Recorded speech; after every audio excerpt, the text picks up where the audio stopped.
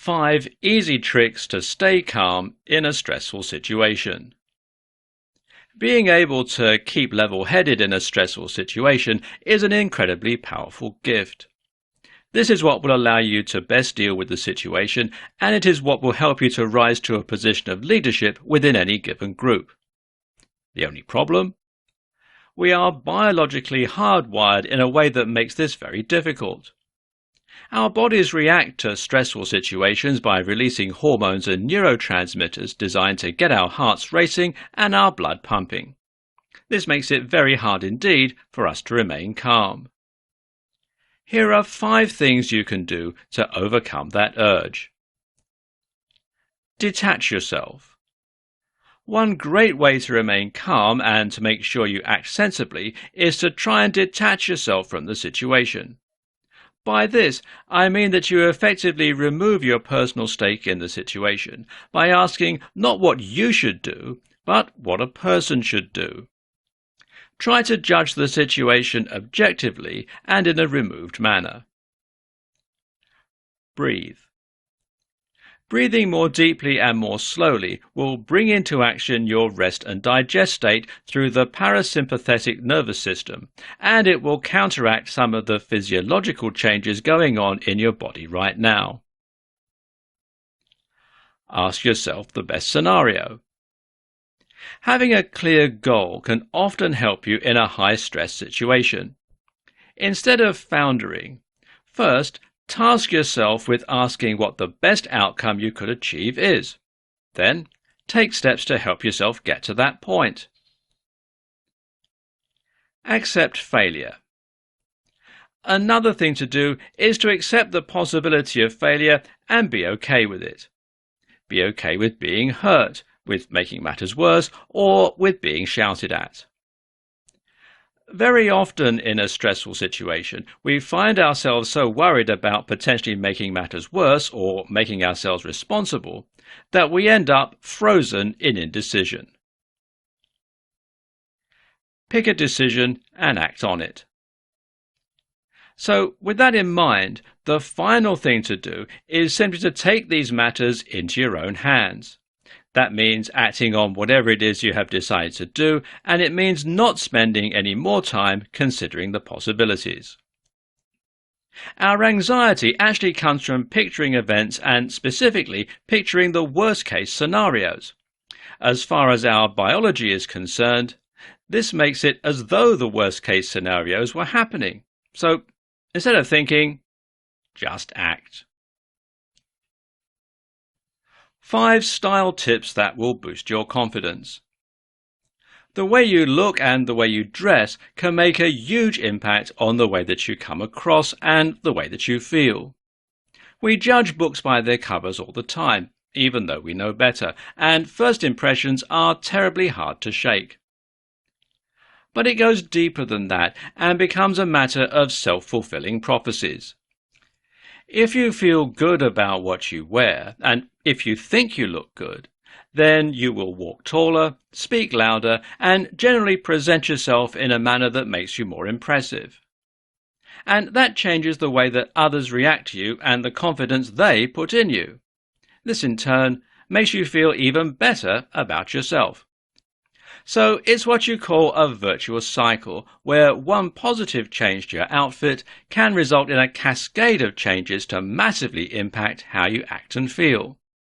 Here are 5 tips to set you on your way. Get a good haircut and go regularly.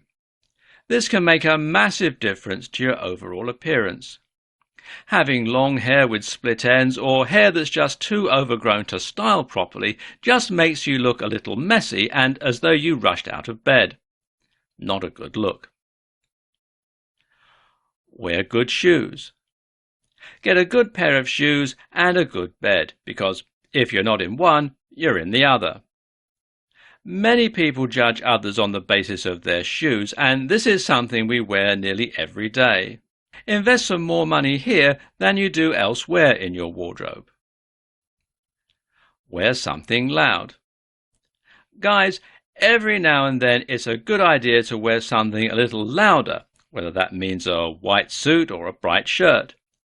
It says you're confident and not afraid to be the center of attention. And women, try wearing a little red lipstick or some big heels. Again, loud choices make you appear proud of your new look. Fewer, nicer items. It's far better to have a few high-quality items than lots of low-quality ones. People can see the difference. Be comfy. But finally, make sure you're also comfortable in what you wear. If you wear uncomfortable clothes, then it will play on the back of your mind and it will interfere with your performance. 5 ways life is better when you feel more confident. Self-confidence eludes many people, and that's a terrible shame considering just how crucial it is to our success and our happiness.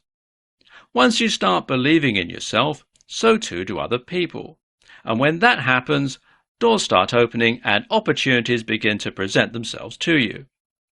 With that in mind, let's take a look at some of the ways that life gets much better once you have rock-solid confidence in yourself.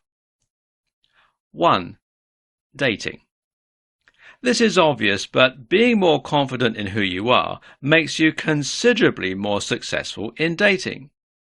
Confidence sends a social signal that a person is a good potential mate, and this in turn makes that person far more attractive.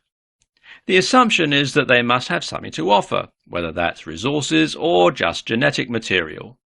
This is an unconscious process, of course, but it makes a huge impact in terms of your dateability. And yes, that is a word. 2. Appearance.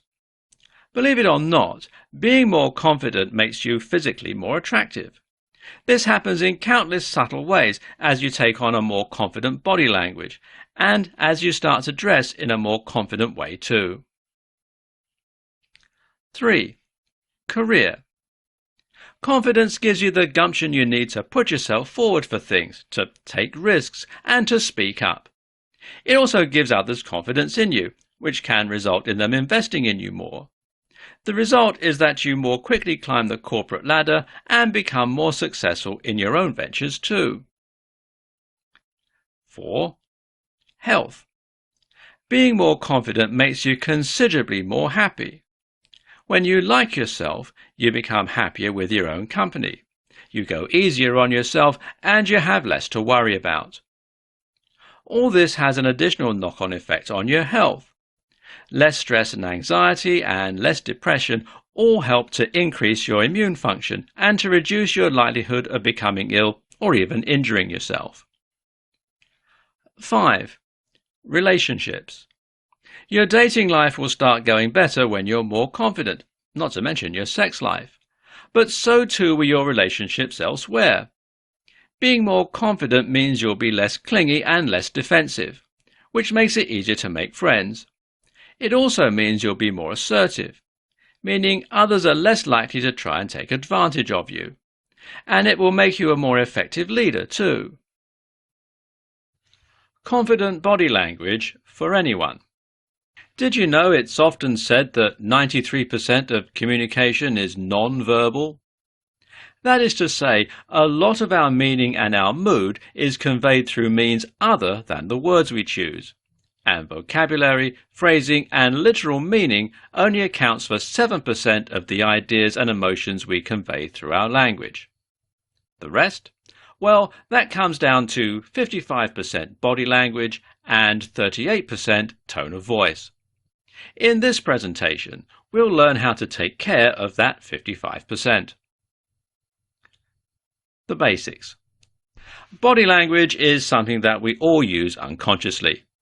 Many of us will move our hands in a certain way, make particular gesticulations, and position ourselves and stand in particular ways too. All of this conveys something about how we feel and what we want to say. And this may or may not be congruent with the actual words coming out from our mouths. Of course, if the body language we're giving off says one thing and the words we're saying mean something else, then this calls into doubt our reliability and our truthfulness. For instance, if you're trying to put on a tough show but you're speaking in a nervous, shaky voice, then you'll come across as highly unconscious. Likewise, if you speak confidently but your body language is bad, that will give away the game. What makes for confident body language? A number of things we can do with our bodies will make us appear confident or otherwise. On the whole, for instance, it's generally agreed that taking up more space makes us seem more confident. Likewise, so does exposing your most vulnerable areas. Leaning on something or touching something makes you seem possessive of that item. So if you're leaning nonchalantly in a doorway or you're slumped over a sofa with your legs apart, then these things will make you appear more confident. Conversely, if you put up a guard by crossing your arms, if you look downward, and if you bring your knees together, this makes you look vulnerable and shy. Do keep in mind that body language is best read in clusters. Certain things make you seem more or less confident, but there are other factors that might be at play. For instance, if your arms are crossed, then this might simply be because you're cold. It's about the big picture and what all that information says collectively about you. How to be more assertive while still gaining respect. Often, we are stuck between a rock and a hard place when it comes to our interactions with others. More specifically, we are often forced to choose between being assertive and standing up for ourselves and being nice. In other words, these two options often seem mutually exclusive. It seems as though being nice often comes with the prerequisite that you should also be a pushover. This is something of a problem, seeing as most of us want to be treated with respect and not become a human doormat. But likewise, most of us also like to think of ourselves as nice, decent people, and we don't want to cause anyone else undue harm or upset. In this presentation, we'll discuss how you can be assertive while at the same time inspiring respect in others. Keep your cool. Assertive is a good word because it's subtly different from aggressive or angry. When you are assertive, you are simply asserting yourself, which broadly means you're stating what it is that you want or how you feel. This is different from being passive or inactive and letting things just happen to you. But it's also different from being angry, aggressive, or explosive. When we lose our cool and shout and rave, we actually come across as a little unhinged and certainly rattled. These reactions do not help us gain respect because they just make us seem out of control. Know what you want. In order to assert, you first need to know what it is that you wish to assert in the first place. In other words, if you're making some kind of point or you're putting the world to rights, then you better know exactly what it is that you're trying to say. Raging because you're unhappy with a situation makes you seem like a whiner or a crybaby. Instead, tell the person who has wronged you what you want and what you expect them to do about it. Don't make excuses. A lot of people will tell you never to say sorry. That's a big commitment, so I wouldn't necessarily go that far. But what I would say is that many of us say sorry too much, and it can actually make us seem a little weak at times. Instead of apologizing then, be willing to ruffle a few feathers sometimes. Be fair, but be firm when you need to be. How to have 100% certainty in your entrepreneurial venture. One of the things that is most responsible for holding us back is a lack of certainty. Now, what do I mean by this? I mean that we unfortunately lack faith in our own ideas and plans, and that in turn prevents us from ever giving them the best chance possible. This is why you often don't work out, and it's certainly why you don't invest time, money, and effort into that entrepreneurial venture. Think about it. You might think of yourself as lazy, or as flaky, or generally as someone who doesn't see things through to completion. But ask yourself how often you take time off work. You go to work every single day and do the things you need to do there every single day, no matter how tired or uninspired you are. And why is that? It's because you have certainty. You're willing to invest that kind of time and effort because you know that you'll get paid every single day. And if you knew that your workouts would get you into incredible shape, then you will be able to hit the gym every single day. We don't because we think we'll give up before it happens, or because we don't trust in the routine or in our own bodies. If you knew that your entrepreneurial venture was destined for greatness, you would find time every day to make it happen. So, how do you know? 1. Redefine success. Rethink what success means to you. Perhaps you don't need to be super rich. Aim for something lower to begin with and be happy to reach that point. You'll probably find that you can be just as happy this way. 2. Follow a blueprint. Being an entrepreneur doesn't always need to mean breaking the mold. In fact, a lot of the most successful businesses simply recycle well-known strategies and well-known methodologies. Open up a high street store. Open up a hair salon. Take a business that you know works and then, well, do that. 3.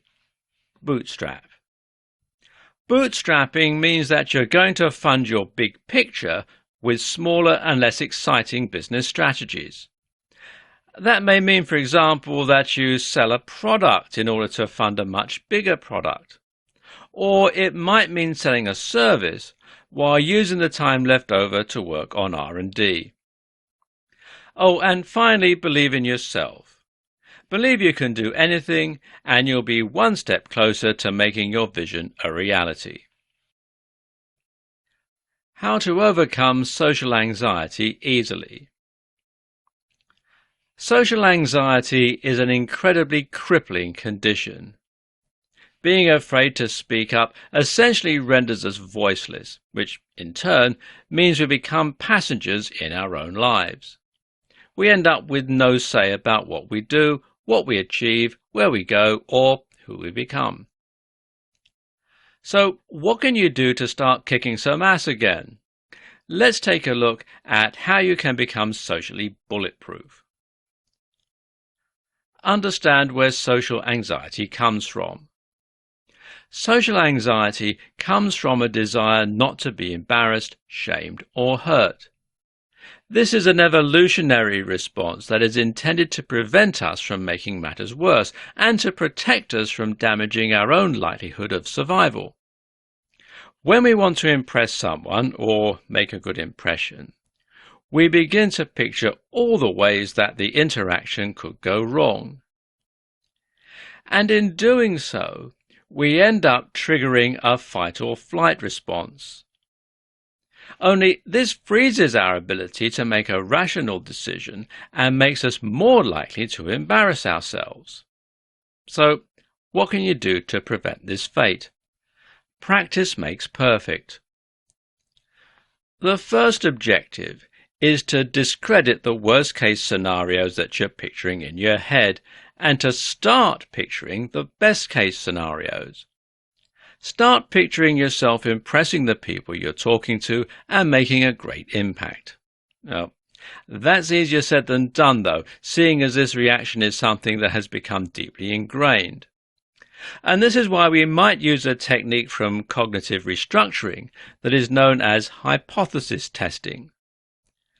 This means you test the notion that you might embarrass or upset yourself and thereby prove to yourself that you're wrong. And you do this by facing those fears and by testing the worst case scenarios. So, for example, if you were worried that you're going to embarrass yourself by stuttering, then you could test that theory by purposefully stuttering in conversations. Do this enough times and you'll prove to yourself that no one laughs and no one thinks less of you. After all, times have changed since our limbic systems evolved. The problem, of course, is practicing all this in a way that won't cause lasting damage. So try going to more parties where you only know a few people. Try speaking to strangers in the street or in stores. And each time you do, practice putting yourself out there and even intentionally embarrassing yourself. That's how you become desensitized, and that's how you become socially limitless. How to speak more confidently in any situation. Talking is something that most of us do on a daily basis. As such, most of us will probably say that, for the most part, we feel pretty good doing it. We can talk to our parents, our friends, our partners. But then, when we really need that gift of the gab, it can end up letting us down. This is what happens when we're in a physical or verbal confrontation. It's what happens when many of us go on dates, and it's what happens when we're in interviews. The problem isn't talking. The problem is talking confidently. So in this presentation, we're going to look at how you can always do that, no matter the circumstances. Tip 1. Stand up. The first tip is to fix your body language, and specifically, that means you should stand more erect with your chest somewhat puffed out. Doing this will immediately make you take up more physical space, making you more dominant and helping you to at least seem more confident. At the same time, this will help with the acoustics of your voice and mean that everything you say comes out louder and more clearly. Tip 2. Speak more slowly. The more nervous we are, the faster we tend to talk. This has the effect of making our voice sound higher pitched, weaker, and ultimately less confident. Your job then is to try and overcome this by speaking more slowly. This makes you sound instantly deeper and more confident, and it makes the content of what you're saying seem more considered and trustworthy. Tip 3. Breathe. If you are panicked and if you're shaking, then you will sound nervous. That stands to reason. Try to get your physiological response under control then. The best way to do this is to breathe more slowly and more fully, which will help to get your parasympathetic nervous system back under control so that your heart stops racing. Tip 4. Relax. When you are nervous, the release of hormones and neurotransmitters tends to make you tense up and become more physically anxious. By relaxing, you can counteract this fact and you can loosen the muscles around your throat and vocal cords, making you sound deeper, more powerful, and more confident. And finally, tip 5, make eye contact. Often the best way to become more confident is to act more confident until that becomes a reality. And one of the best ways to act more confident? Make eye contact with whoever it is that you're talking to. Quick ways to boost your confidence. Want to raise your confidence and raise your game? It takes a long time to address the kinds of deep-seated insecurities that lead to chronic low esteem. But that said, there are some things that you can do right now that will have short-term and immediate benefits to raise your confidence. Let's take a look at some of the best. Adopt a power position. Using larger body language exhibits more confidence, but it also actually triggers the release of testosterone and other chemicals that make you feel more assertive, aggressive, and successful. Remember something you did well. Think about the last time you absolutely killed it and try to remember that occasion. Now live in that moment for a while and let it psych you up into the same mental state you experienced the first time round. Work out. Work out makes us more confident in a whole ton of different ways. Not only does working out trigger the release of adrenaline, testosterone, and more hormones that boost confidence, but it also makes us feel good because we've done something productive. Which leads us to the next point. Do something productive. Just doing something quickly that will offer a quick win is a great way to raise confidence too. Make the bed, tidy the kitchen, shoot off a quick email, get something done and feel good about it. Listen to some music. There are a lot of music tracks out there that are built around raising your confidence and self-esteem. Might I suggest some tracks by the artist Stan Bush, which are all about killing it? Spend time with friends. If you have just a little bit of time to build your confidence, then try spending some time with friends or a partner, anyone who makes you feel good about yourself. As a side note, you need more of these kinds of people in your life and fewer of the ones that make you feel worthless. Do something scary. Even better than quickly doing something productive is to quickly do something that you're normally afraid to do. This is an even more powerful quick win. It could mean that you give a talk in public or that you attempt a backflip. Facing fears ultimately diminishes them. Finally, fix up your look. The way we look has a big impact on the way we feel. Fix up your outfit. Get a haircut or have a shave. Feel like $1,000,000. 3 things you're doing that damage your confidence. A lot of people have problems with their self-confidence and don't feel quite as pleased about who they are as maybe they should. We've all had those days where we feel a bit worthless, and we've all had interactions with people where we felt like we don't belong or weren't as impressive somehow as the others in the group. And often we feel like victims for this reason. We feel as though we've been dealt a bad hand to have such low self-esteem. But guess what? You might also be somewhat responsible. Not only is it your responsibility to dig yourself out of that pit, but you might also be the one who put yourself there in the first place. In this presentation, we'll cover 3 things that you're doing that damage your self-esteem. Replaying uncomfortable experiences. When someone says something cruel about you, how do you react? Many of us respond by replaying what they've said in our heads over and over again. And we do the same thing when we trip over and embarrass ourselves in public.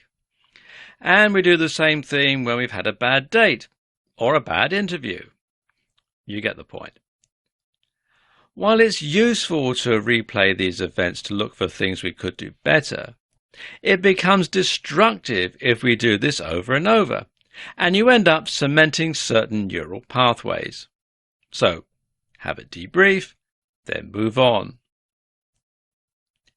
Being too polite and humble. It's nice to be polite and humble to some extent, but there becomes a point where it actually just amounts to putting yourself down. If you're constantly humble, then you are positioning yourself below others, and eventually you start to believe that's where you should be, and so do other people. Playing it safe. Essentially, a lack of confidence comes down to fear. Usually, this means a fear of getting it wrong. The only way to get over that fear is to prove to yourself that it's unfounded. How? By facing that fear. And that means getting out of your comfort zone and taking risks. If you're shy of social situations, then put yourself out there and speak to people. If you're unconfident in doing DIY, then grab that drill and start getting to work. This takes courage. And ultimately, courage is the #1 tool for vanquishing a lack of confidence.